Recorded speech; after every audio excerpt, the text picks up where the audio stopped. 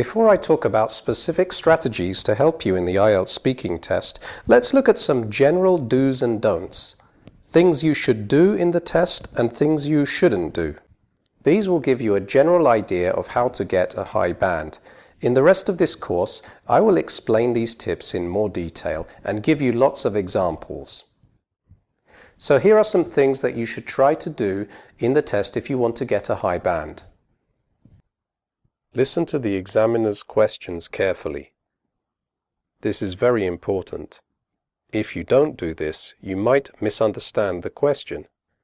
And even if your English is good, you will not get a positive score for your answer.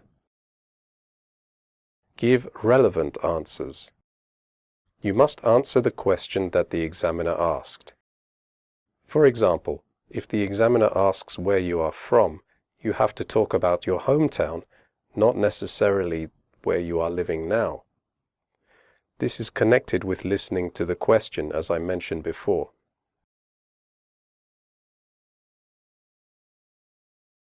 Ask for clarification if you don't understand the question.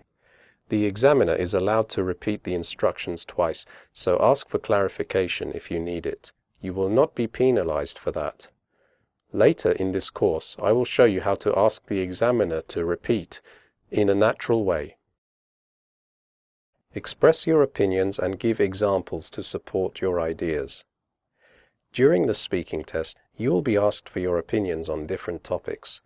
Giving your personal opinions and supporting them with examples from your experience will make your answers more interesting. Use conversation fillers to give yourself time to think. If you don't know what to say, or if you need time to think, you can say something like, that's an interesting question, or let me think about that. This way, you don't lose points for fluency. I will give you more examples in a later video. Relax and try to enjoy yourself.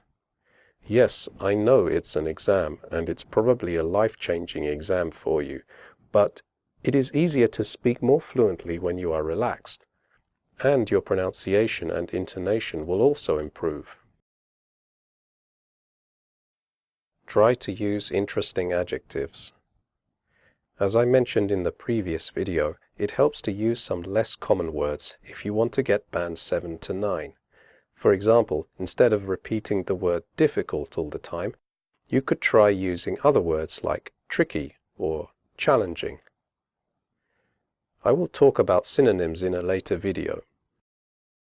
Paraphrase if you don't know a word. If you forget a word, it's not a big problem, so don't panic. You can use other words to explain what you want to say. In fact, if you do this well, you will get credit for it. I will talk more about that in a later video. Finally, speak clearly. As I mentioned in the previous video, 25% of your score is based on pronunciation, and good pronunciation also means that the examiner can understand you easily. So, open your mouth and raise your voice if you tend to speak too quietly. You should at the same time avoid giving technical details about your work. The examiner doesn't share your technical knowledge, so if you work in a technical field, for example engineering or IT, be prepared to talk about your work in a way that is clear for everybody and avoid giving technical details.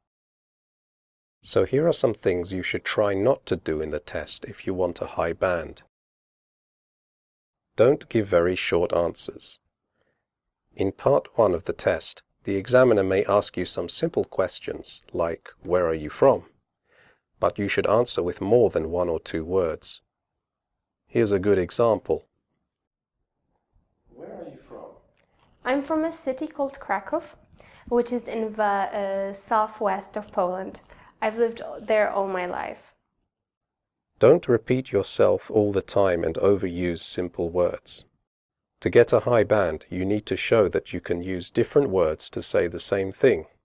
So try not to repeat the same words all the time. Don't memorize long answers. The examiner is trained to notice pre-prepared answers and will not give you a positive score. What's more, your intonation will probably sound unnatural, so you will get a lower score for pronunciation. Just don't do this. Don't get stressed if you don't understand the question. As I explained earlier, you are allowed to ask the examiner to repeat the question, so don't panic. Don't make long, frequent pauses. As I explained earlier, it's better to use conversation fillers than to say nothing. If you sit in silence, you will lose points for fluency and coherence. Don't spell your name for the examiner. When the examiner asks for your name at the beginning of the test, just give your full name without spelling it. If there's an English version of your name that you like to use, you can add something like, "But you can call me Michael." Don't use your native language. Use only English during the test. Don't use words and idioms that you are not sure about. If you have just learnt a new word, phrase, structure, or idiom, and you are not confident about using it, then don't use it. It's too risky. You can easily use it the wrong way. You should be especially careful with idioms and phrasal vocabulary. Don't write on the task card in Part 2. The examiner will give you a piece of paper for making notes. Don't ask the examiner if what you say is correct. The examiner is not allowed to respond to you unless you need clarification about a question.